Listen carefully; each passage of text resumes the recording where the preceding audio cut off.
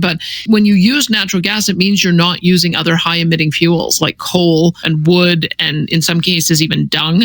And the high demand in Europe, when you think of the proximity for Quebec, if they develop their resources, worked with Nova Scotia, and we're able to export to Europe, that helps our allies there. So I think the world has changed in its understanding since the Russian invasion of Ukraine. That's maybe part of it.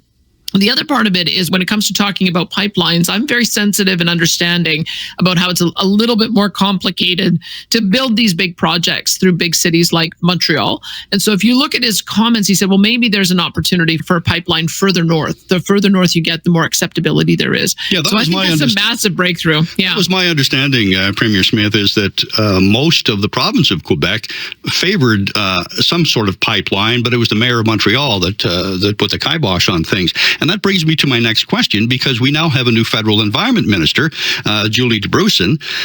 Stephen Guilbeault still making headlines on his opposition to pipelines. So are you more or are you less hopeful that Alberta will see meaningful collaboration from this federal cabinet? I'm looking at Stephen Guilbeault trying to be relevant again. He's been relegated to the role of Minister of Flags and Fireworks, and he has no role in the environment anymore, but he's still trying to steer the agenda.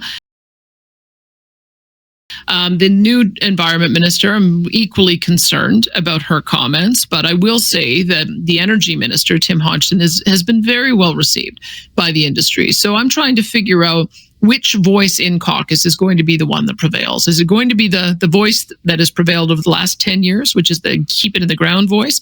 Or is it going to be the understanding that Canada really can be an energy and economic superpower, but we've got to build things.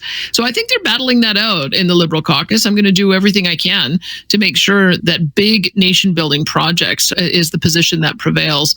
I'm trying to not get irritated every time I see some of the ministers go a little bit off the script from what we heard during the campaign. But until I have a chance to meet with PM Carney again in person, I won't have a good gauge on that. We're having a First Ministers meeting June 1st and 2nd in Saskatoon. I understand the purpose of that is to come with the projects, the big nation building projects you want to get fast track approval for.